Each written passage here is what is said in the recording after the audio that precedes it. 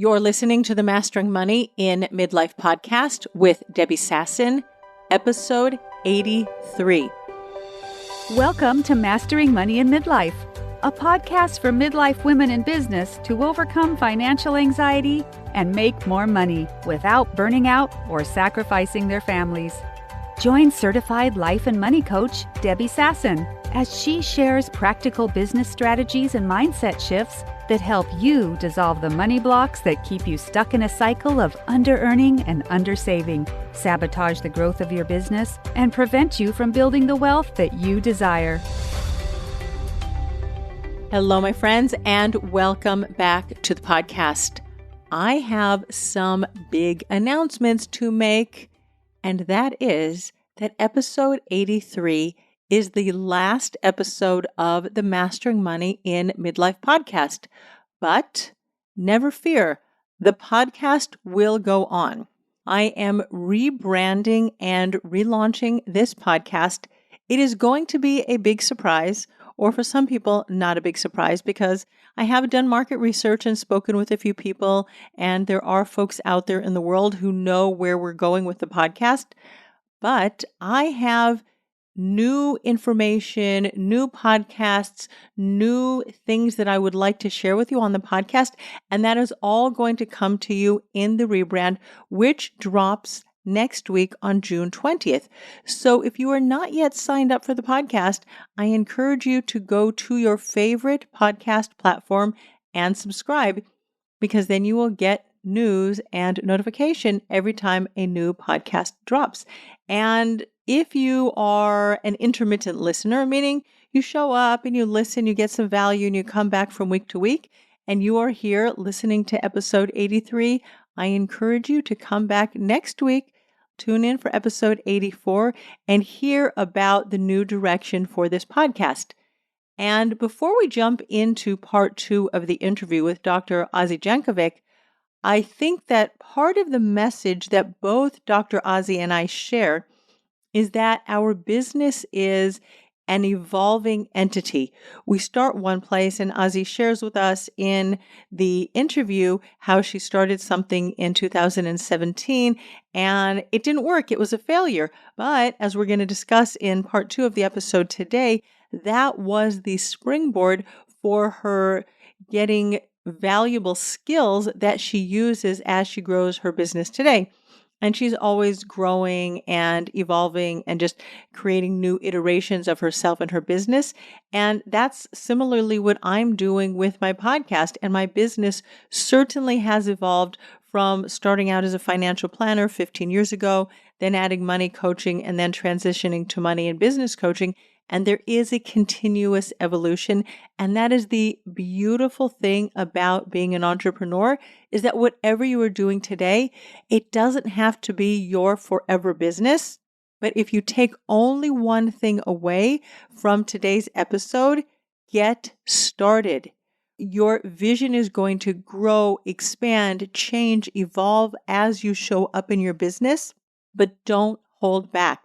Start. Put one foot in front of the other and just take action steps forward.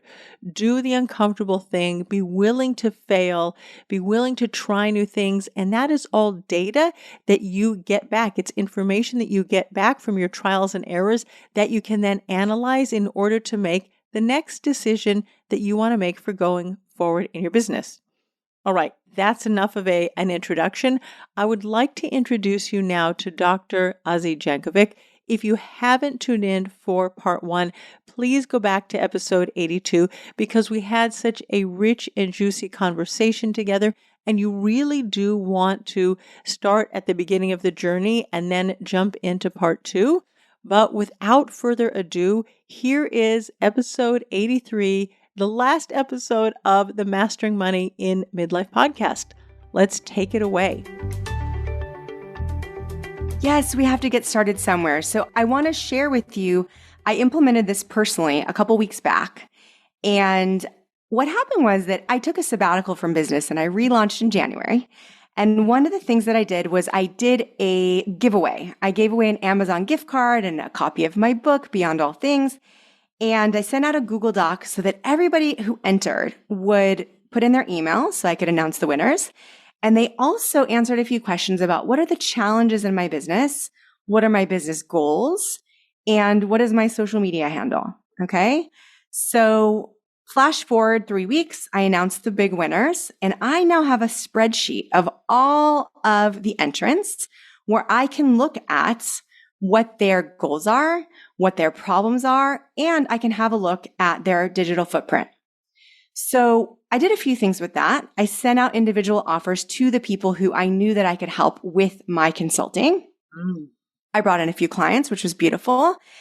And then last month when I revisited it and I took a look at some of the social accounts and some of the women who wanted to upgrade their marketing, I noticed something interesting.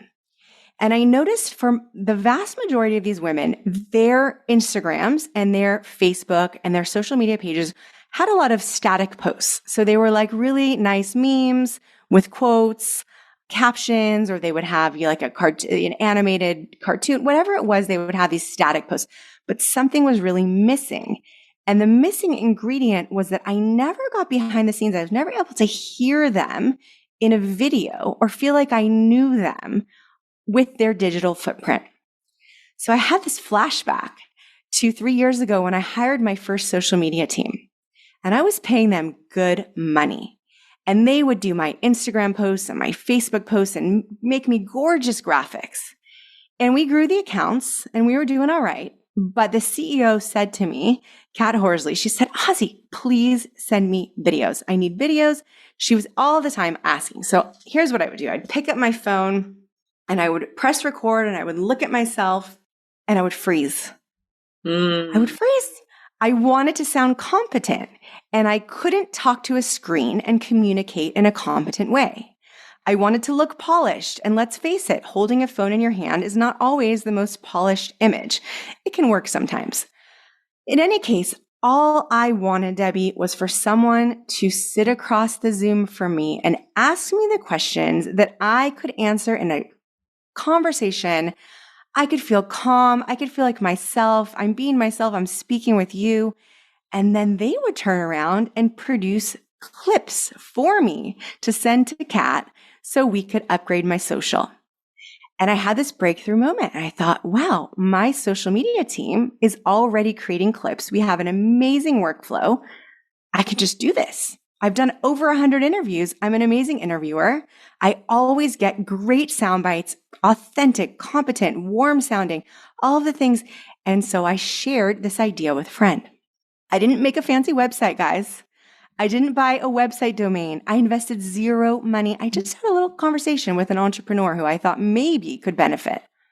Share the idea with her. Azi, she cuts me off mid-sentence. Azi, what's the price? Nice. I threw a number out there and she sent me money. Okay. Nice. The next day I was online. I happened to meet an entrepreneur, lovely dietitian whose Instagram looks like she's just like running diet programs. And when we were back and forth messaging on Facebook, I realized, wow, she has so much depth. And I wonder if I should share this idea with her too. And I did. And guess what? We did her interviews 2 days ago and they were phenomenal. And it's the biggest rush. It's the best feeling to know that you as a business owner are helping people and being useful. And for me, it's really, really energizing. And what I'm realizing in starting this new business is that all the knowledge that I have from these quote unquote failures, like that failure in 2017, where it was the wrong time for my idea, was not a failure. It was a learning experience where now I can take all of that learning and I can put it into this new venture, which is a flexible startup and a flexible growth.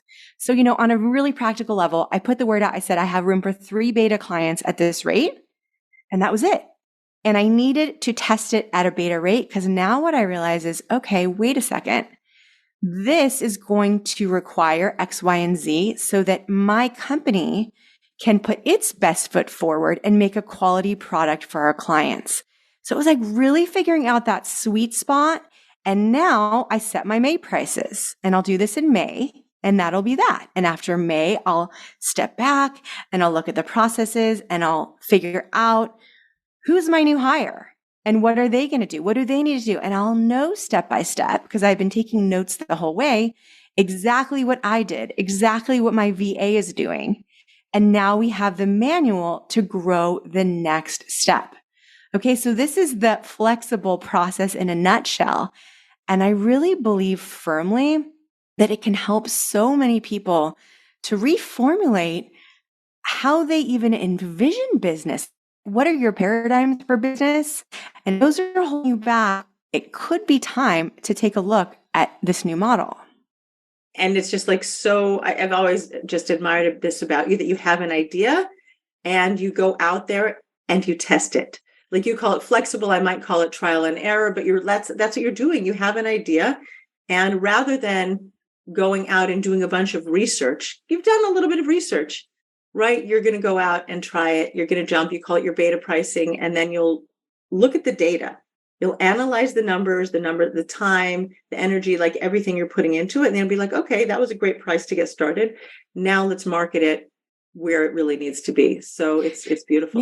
Yeah, absolutely. And I want to say also that this isn't necessarily about jumping into something completely new that you don't know anything about, right? So there definitely are steps to take. And I would say to everyone listening that a really good starting point is to look around and ask yourself, what do I do well? And it could be things you don't even think about, but going through your day and thinking out loud, okay, well, I organized my living room really well. And I put my makeup on really well. I'm good at that also. And I listened to a friend and I was able to give her good advice. And at the end of the day, it's like you can look back at these things. Maybe it's I balanced, the bank account really well. Whatever it is, you can look at those as your skill set and you can ask yourself, is this something that I can package as a business? Is this something I can package as an offer? And really go from there. So, this process is like knowing yourself, being really clear on your strengths, and, this idea of like trial and error. Trial and error, could be the way to look at it. I also want to offer that it could be like trial and learning, like just giving yourself that space to not necessarily like look at any of this as a failure, but look at all of it as feedback. Yes. If a client's not happy, yesterday, for example, there was a humming noise in some of the videos. And I thought, gosh, okay, if the client's not happy, is that a failure? Does that mean my whole business failed and I can't do this? Or is it possible that I can learn something and I can adapt something and I can make sure my client's happy? It's all doable. It's all really, really doable. Right. So I love to say, like, when you're trying something out, like we could call it, trial and tweaking, or we can say like there's either winning or learning, right? Yes. But basically you make a decision, you go, you don't then keep analyzing, you make a decision. Now you implement your decision, you analyze, which is what you're doing. You're getting the learning, getting the feedback, and then you tweak and you make a new decision and you go out and you try that. And as you continue to do that, you will refine your process of providing video clips for entrepreneurs who need some video content on their social media. Yes. Okay. We are so on the same page about so many things. I love it.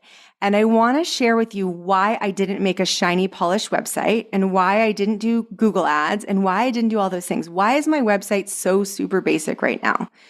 Well, it's because I'm just starting out. And guess what? If I had made a really shiny website and I had advertised on Google and I had really cast a wide net, the systems would not have been set up yet. So the business would not have been ready, right? So a really concrete example is like someone who wants to open a restaurant. They are going to have to take out a lease. They're going to decorate the restaurant and write the menus and make sure everything is done. So many details, time and money. And then opening day comes around and they've done so much advertising. They've done all the right things. And suddenly nobody's lining up at their pizza shop and they're stumped. What happened? Well, they didn't realize the entire neighborhood is kosher and their shop is not kosher. And so guess what? Now they have to go back and they have to redo the whole menu and they have to work with different vendors. And they just lost a lot of time and a lot of money. if they had started off by making pizzas in their living room, in their kitchen, and sharing with their family or sharing with a few neighbors, they would have heard after the third pizza from the neighbor, oh, you know what? Your pizza's delicious, but I eat kosher. Let's talk about how you might be able to cater to this neighborhood. Yeah. Done. Because you can have a pizza shop in a neighborhood that decides that it wants to stay small and just be in that neighborhood, and it's going to open at 11 o'clock in the morning and maybe even close at 5 in the afternoon. Maybe they don't even care about the people who are going to come for dinner because they want that kind of lifestyle, or maybe they'll stay open till 8. Or they could become a franchise, and they could become like a Domino's or a Pizza Hut or something else. And so it goes back to your business decisions. What do you want to do with your business? Do you just want to be that neighborhood kosher pizza shop, or do you have visions to make something more? Or do you have visions to take pizza and then you're going to serve lasagna, eggplant parmesan, and a bunch of other different, like you just expand the size of your restaurant. Yes. And that's the way you grow your business. But yes, just get going. I love that. Just get going. I love that. And what's so beautiful about this idea of being flexible and listening to the feedback of your customers is that if that pizza shop is like egoless enough to ask the customers, well, did you like these flavors, and not feel offended? A customer might say something also like, I really like that flavor, and I also love lasagna. And I also really wish I could just buy this in the freezer section of my local grocery store. Mm-hmm. And now suddenly that business has some new ideas that they can also test and grow. So, I think we're both on the same page. Like, the limits are only what we place upon ourselves. Yeah. So a lot of people have that fear of failure. And I just love that you gave your example from 2017. You started this business, it didn't work, and there was so much learning. And you didn't just decide at that time, I tried something, it didn't work, I'm a failure. You're going to go climb back into your rabbit hole and just hang out in your rabbit hole for the rest of your life. You just let it simmer, and you ended up using all of your learning in different ways later on. When you're going out into the marketplace with a new offer or even an old offer, right? I've launched my group program now 3 times, and people can still say no. They can still refuse me. I might have to learn how to market it a little bit better, sell it a little bit better. Like, I'm still in the learning phase of what I'm doing, but we get so much feedback. And the more you can increase your capacity to feel failure, we're going to go back to like sitting in like silence and feeling your emotions, like feeling whatever's happening in your body.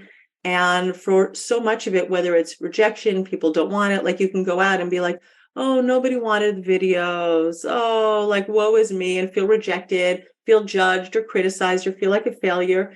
And it could just be like, well, I only spoke with 3 people, right? Maybe I didn't market it right. Maybe I don't yet know how to sell the importance of video, and I need to bring some market research about how everything's going to video, and 90% of businesses are made with video, and my people just don't know that yet.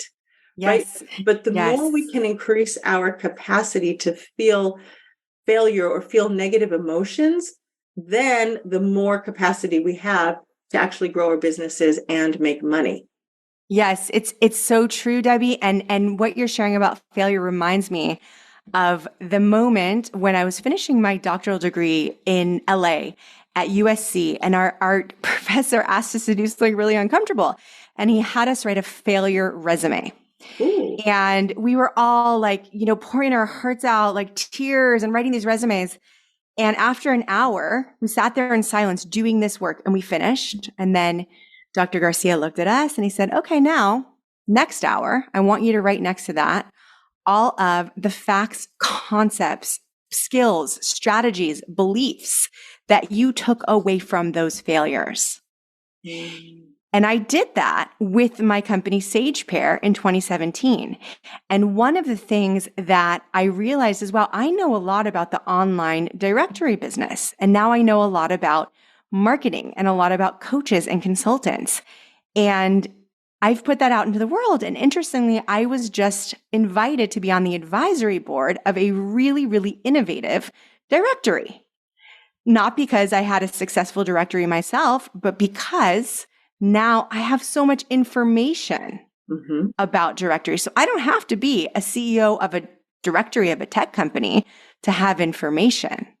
I have resources. And those resources are valuable to someone who does something else. So I believe that yes, we can have uncomfortable feelings about feeling like, we failed or didn't work or this or that, but not to get stuck in that because it doesn't mean anything about you as long as you're open to, it never means something about you, but by being open to considering what did you learn? Again, like facts, concepts, skills, strategies, beliefs, you now have assets. And that makes your capacity to serve greater. Correct. Yeah. And if I love bringing also examples from the sports world, because I grew up, my dad, my older brother, right? We did a lot of sports in Los Angeles when I was growing up. So I'm an LA Dodger fan and the Lakers and the Rams and all that. But like batting 300 in baseball, which means you hit one, like 3 out of 10 balls, that is an amazing record. Like most pitches that the batter, meets are going to be failures. Like 2/3 will be failures, and only like 1/3 of them are going to be hits. And then some of them are going to be caught. They'll be, he'll be out, whatever. But like that's already considered a good record. I love that. I love that idea of even like reconceptualizing what the word failure means. Yeah. Fail fast. And those baseball players, right? If their average is like in the 150s, isn't that like considered? I used to be a baseball fan. I don't remember the details, but what is it? I don't know anymore either. I just know it's something. It's like not that high. Yeah. So worth thinking about, in the world of sales. I remember when I first started selling some of the services I was offering, it was like really deflating. Like, why are half of my calls not moving forward into a sale? Until I learned that cold calls on average have a 1 in 10 yes rate. 1 in 10, even lower in certain fields. I would have thought that was high, 1 in 10. Yeah. And it's such an eye-opening moment where we can realize like, this is part of the process. Yeah. We're just expanding our capacity to feel negative emotions, to feel failure, to feel rejection. That's all. And I recently saw Warren Buffett and Charlie Munger. It was a clip of an interview. I have to go find the whole thing. But they were speaking about Elon Musk.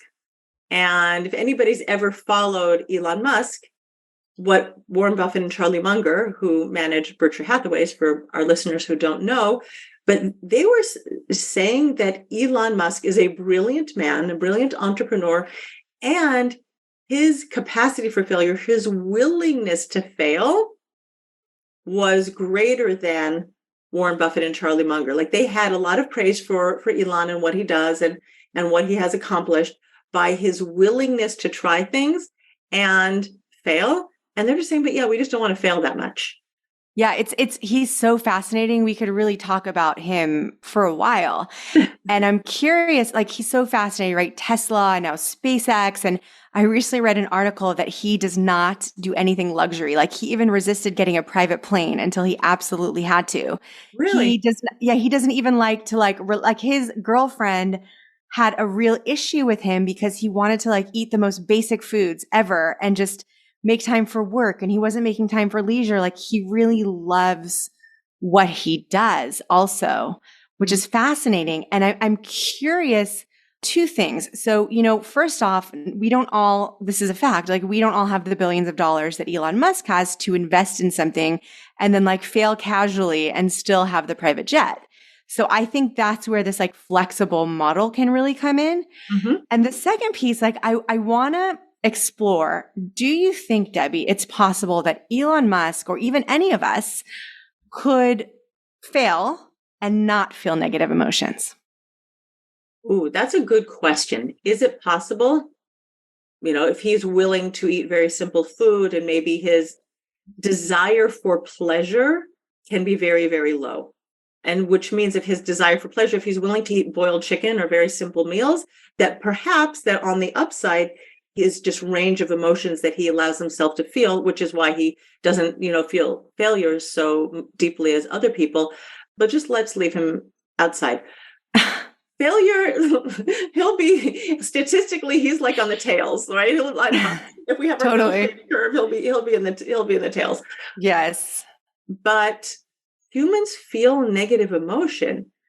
And it's your willingness to feel it and not make it mean anything about you.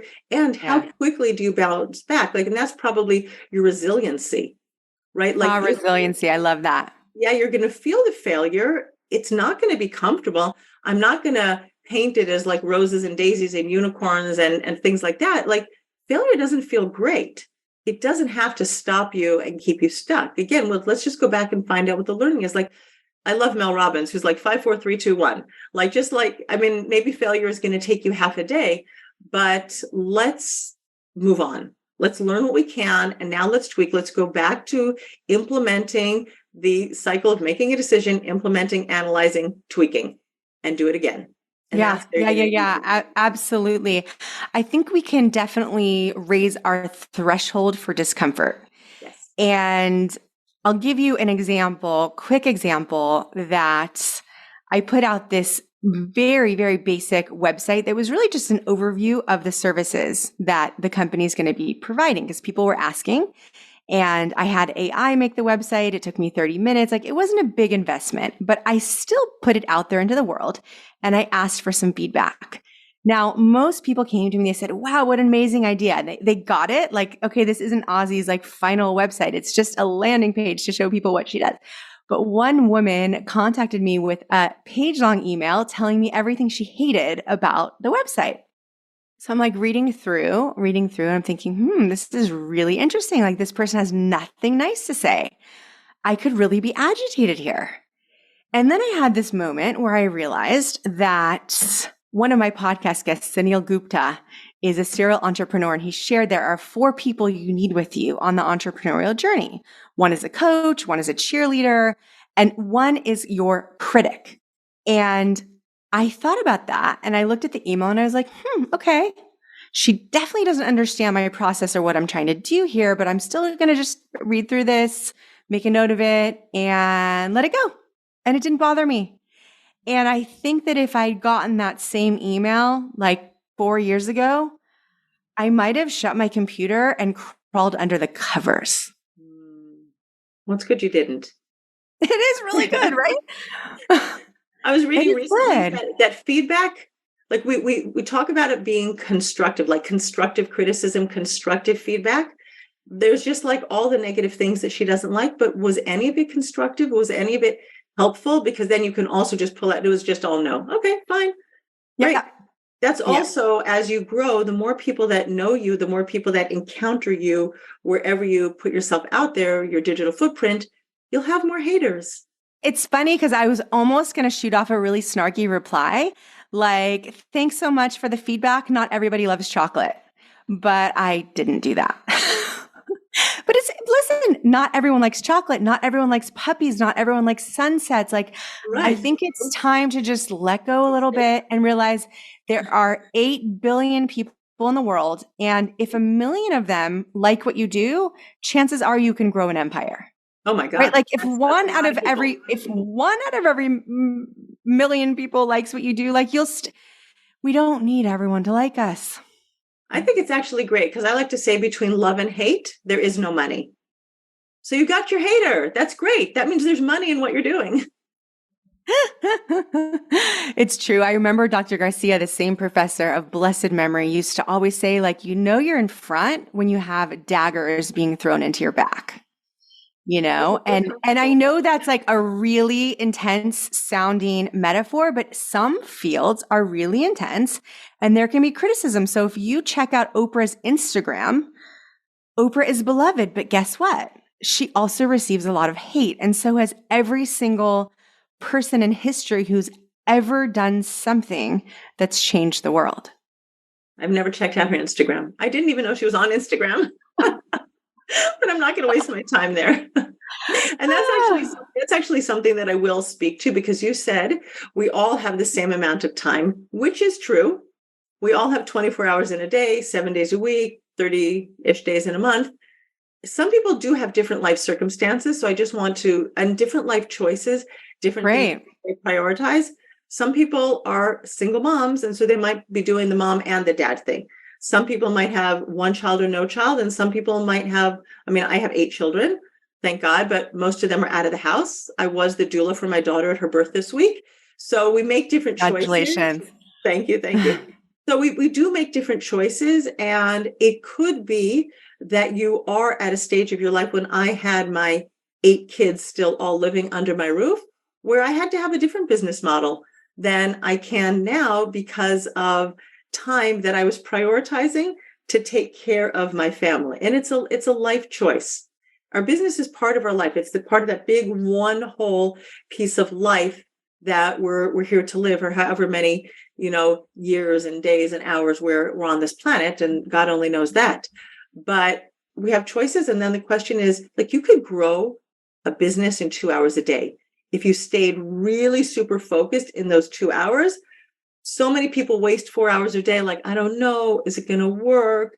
What are people going to think of me? Nobody's going to pay that price. Maybe they'll reject me. Like, girlfriend, you got 2 hours when your kids are at school, your kids are at nursery, your husband's at work or whatever, or you don't have a husband. Like, 2 hours a day, you can do some awesome work in the world when you decide to focus and do things that will bring you money. Can we talk about just bringing the money in? I love that. And not making websites that are going to, because you think you need the website because that's going to prove that you're a real business owner, or you don't need anything. Yeah, you don't need it. Or you spend hours on Canva trying to get the perfect logo. Like, just choose something and go. Like, you shouldn't spend more than 30 minutes on. If you did 30 minutes AI website, make yourself a logo in 15 minutes. Like, just get going. Yes. It's so important. And I think it comes down to, first of all, the fact that you have 8 kids and amazing. I have 4 kids and I still feel like I'm juggling, but I think it's so important for us to take inventory of our time in our life and how much time do we want to invest in something.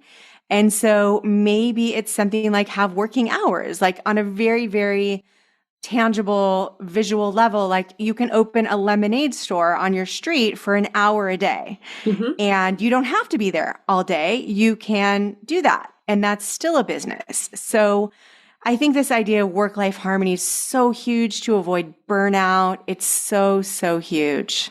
So I'm really, really happy you mentioned that. And we can do so much. Take your phone, which mine rang. I thought it was off. Put it in the other room, right? Just like go and sit down and focus. And I'm just going to reemphasize, like, income generating activities are where most business owners are not focusing enough. They're doing the foundational parts of their business. And I work with my clients on client acquisition first. Do the thing that's going to bring you clients, and don't worry about, I even tell people, and since this is my podcast too, I'm just repeating myself. You don't even have to set up your business. You don't have to go to the accountant. You don't have to go to the bookkeepers. You just get money in the door. You don't need PayPal. You don't need anything. Like, I promise you, the tax authorities will be happy to take your money if you wait 2 months or 6 months to pay them. There might be a fine. I'm not telling you to not ever pay taxes, but you can figure that all out. Don't do all your business foundations. Just get going. Yes. First things first. Absolutely. And it's so interesting. 2 things I want to share with you. After I shared this very beta website, I got some feedback from a really creative photographer. She gave me some great feedback and add some videos and do this. And I'm planning on doing all of the things. And then I asked her, I'm curious, can I see your website? And she says to me, well, the irony here is I don't have a website. And meanwhile, she's successful in her field. So she sends me a PDF, and the PDF has her 3 services. And that's what she sends people. And in her business, she doesn't need a website because she's local. She knows how much time she has. She knows where her leads are coming from, and she can just send them this thing. And that's efficient for her. In a different case, in my case, because I'm planning to scale a business, I will need a website so that my Google ads can then direct to the website and, this, that, and the other. But I did it in steps. And I think that's where we can get stuck. And this idea that you mentioned also about money generating, you said income generating activities. Revenue generating. Okay. Revenue client generating. acquisition. Yes. Client acquisition. So one thing that I started doing at the end of every week is making a list of everything I did during that week to grow the business. And there's this principle, it's called the Pareto principle, based on this, this Italian man who was growing peas in his garden. And he realized that 20% of the plants were bringing in 80% of the peas. Right. And so he came up with this principle. And in more recent years, a lot of entrepreneurs have applied this principle to their businesses.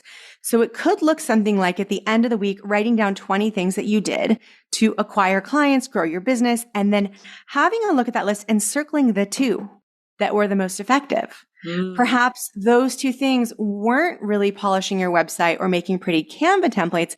They were messaging someone on Instagram, or they were hopping on a sales call or going to a networking event, right? And so gather the data, right? Be a researcher about your own business, and it's magic. Yeah, I think actually, when you're talking about being a researcher, I was like, wow, your background in education and research is so valuable. It's a skill set that you have that you didn't even realize you were going to apply to growing businesses. But this is a skill set that so many entrepreneurs, they're just shooting stuff out there into the world, which is great. Get out of your comfort zone, go do it. But now let's analyze the data, which of your Instagram posts or emails are performing well, because you want to do more things like that. Yes. You want to do more of what works. And I want to share 2 things. The first one is, when I moved to Israel in 2015, and I realized that I wasn't going to be an educator in this country, that it wasn't transferable completely, I felt like a failure, and it was very, very challenging for me. But again, add that to the failure resume and look back at the skills. I now have not a failure, but an asset. Yes. And it's just so important for all of us to internalize this idea that if we allow ourselves, we can keep constantly growing.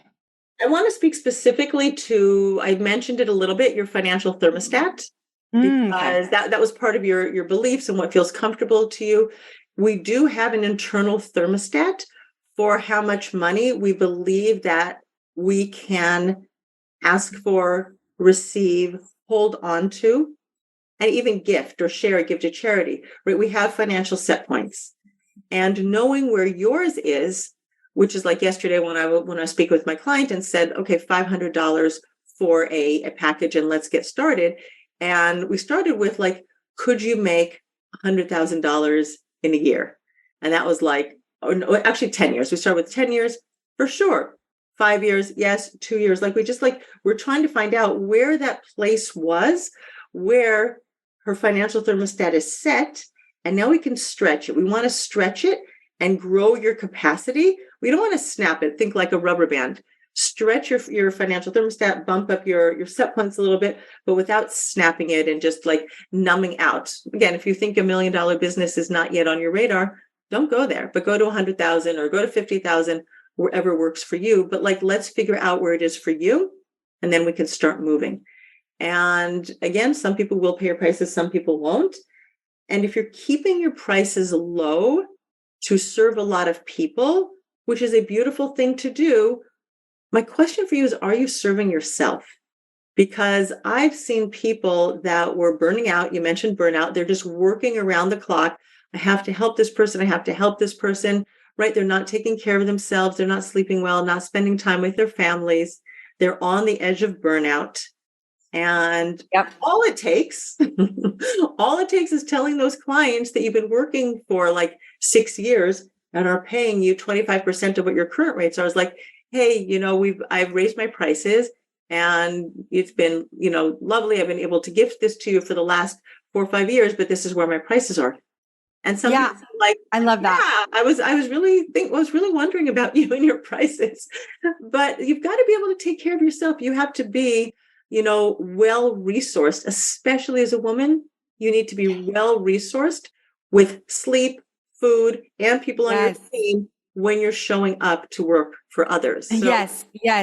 Imagine if Mark Zuckerberg just didn't, eat or sleep, what would happen? A lot of people would be out of luck. We are the CEOs of our business. And I want to speak to a couple things here in terms of, money and prices. I think that if someone listening might be saying to themselves, well, of course they're saying they have to take care of ourselves because, rich people are selfish. I think that is a lot of people have been, I know I was taught to be like benevolent and selfless and generous and giving and admire, like Martin Luther King and Gandhi and all these like really, really selfless people.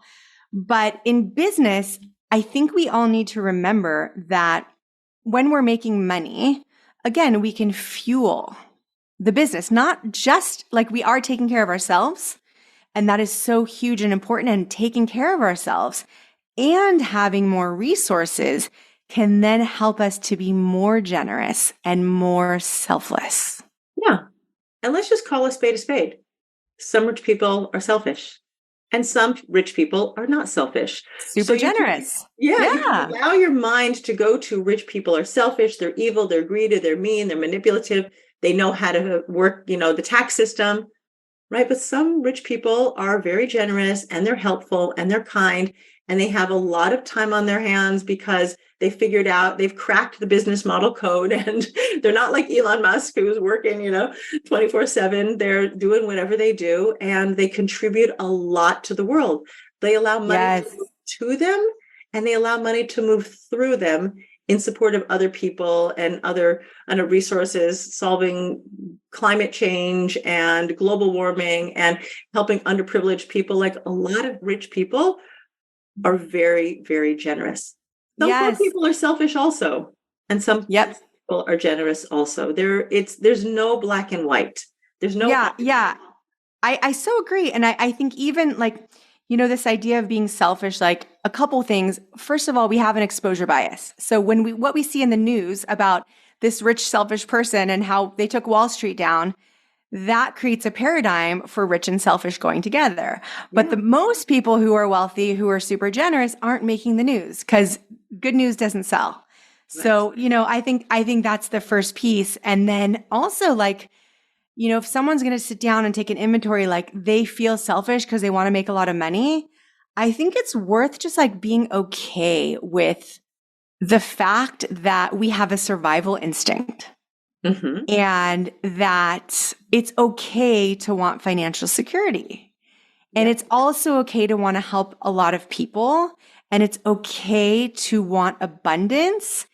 And could you sit down and make a list of all of the ways that if you had unlimited resources, you would want to be generous?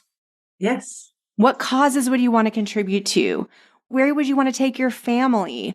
All of the things, like where do you want to live? What could this freedom offer you? Maybe you want to take care of your parents. Maybe you want to start an orphanage. I don't know. But I think it's really worth like just being okay with the fact that, all right, maybe it feels selfish to want to have financial security for whatever reason. That's just a feeling. And yet that is not who I am. And I'm going to expand my idea of who I am and what's possible. And the fact that in my heart, I am a giver. Yes. You are a giver. You are a creator. You're created in the image of God, and God is a creator, and God is abundantly generous. Mm-hmm. And it's who you are. And I'm just going to add one little bit to, what we see in the news and who grabs the headlines. I want to remind all of us that so many of us were nurtured on fairy tales of 101 Dalmatians, Cruella de Vil. Like she is cruel because she wants to take all these puppies and she wants to make a fur jacket out of these Dalmatian puppies, right? And even that word cruel is in our mind. Or Cinderella and the wicked stepmother, right? Cinderella is the noble one and she's down on the floor and she's scrubbing the floor. But who goes to the ball? The wicked stepmother. So from when we're very, very little, we're educated and socialized. First of all, wealthy women, since we're speaking specifically united to women at the moment, wealthy women. And what were the television shows? I haven't watched television in decades, but was it Dallas or Dynasty with Alexis? Which one was that? So these are the messages that are living inside of us from when we're young, even before you hear about the guy who took down Wall Street. And negative emotions are addicting. And so the TV shows are conjuring up jealousy, which is really, really easy to do. And that's actually addicting. And we all also want to have compassion for Cinderella because she's a pauper and she has a big heart. And these movies are bringing out our emotions. And it's this like amazing experience to experience all emotions. But I love this idea that you're sharing. It's like, what paradigms have we been shown? And are they even like, that is clearly like those cartoons are clearly not reality. Right. But we believe them because they're just living inside of us. Like stepmothers are wicked. I have a stepmom. She's not wicked.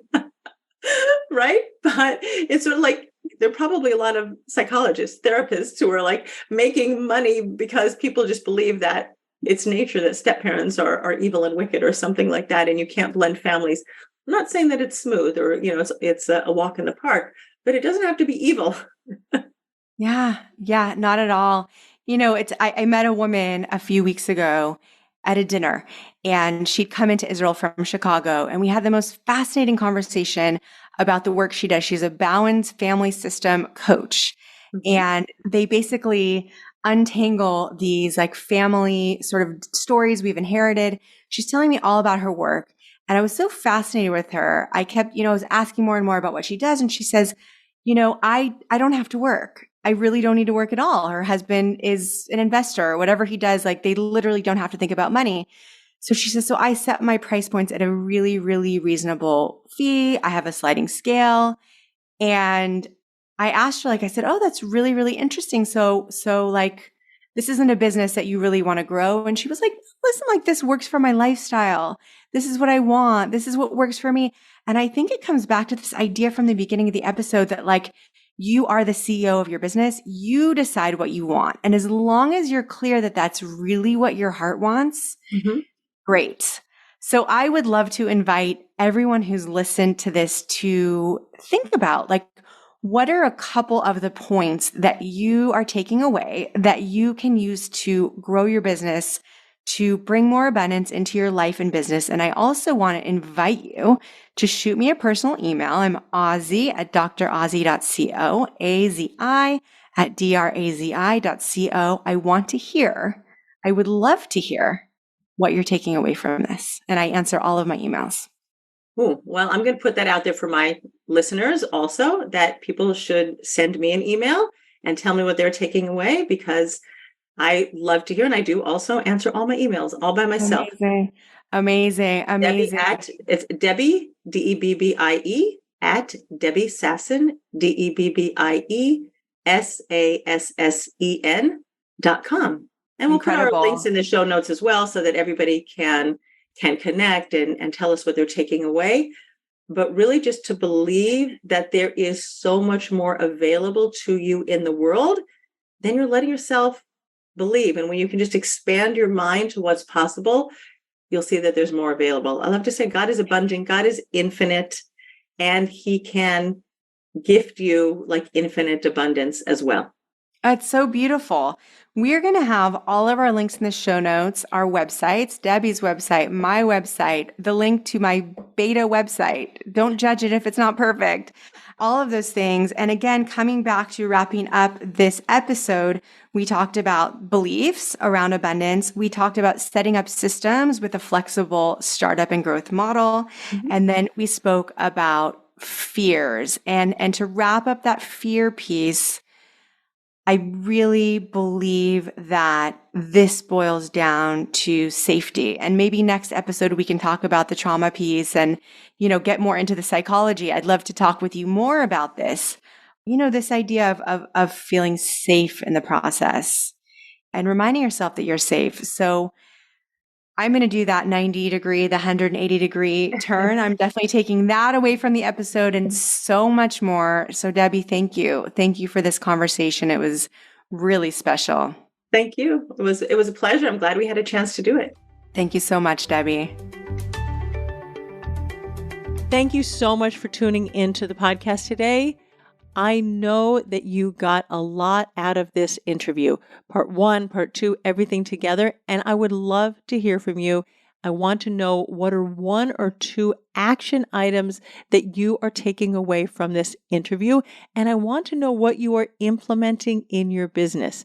And I know that it's hard to take steps forward. There's the fear of failure, fear of rejection. What are people going to think about me? But I'm here with you. I'm on your side. I know that you have gifts to share with the world. And so just reach out to me as your accountability buddy and let me know what you're taking away and what you're implementing in your business. Send me an email, debbie@debbiesasson.com, and I'll put my email in the show notes so that you can let me know what you're taking away. Want to remind you that next week, June 20th, a new rebranded version of the podcast launches. If you want to make sure that you are getting all of the latest information and all of the business tips and wisdom and money wisdom that I share with my audience, make sure that you are on my email list. Go to my website, debbiesasson.com/newsletter, and sign up to be on my email list. I send value-packed emails every week. I let you know when new podcast episodes drop, and I invite you to webinars and trainings that will help you to build your business, to serve more people, and make more money. That is debbiesasson.com/newsletter. I look forward to seeing you in my emails and on the podcast next week. Thank you so much, and bye for now. Thanks for listening to Mastering Money in Midlife. If you want more information on Debbie Sasson or the resources from the podcast, visit masteringmoneyinmidlife.com.